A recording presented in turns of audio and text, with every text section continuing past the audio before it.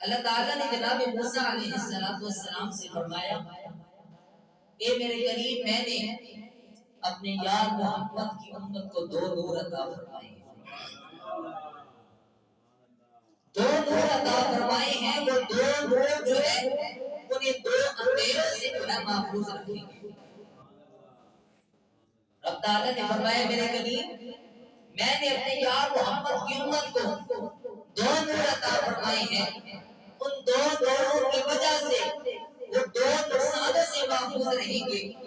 جناب موسیٰ کریم اللہ علیہ السلام نے اللہ کی بارگاہ میں عرض کی مولا وہ دو نور کون سے ہیں جو تو نے اپنے یار محمد کی امت کو عطا فرمائے ہیں؟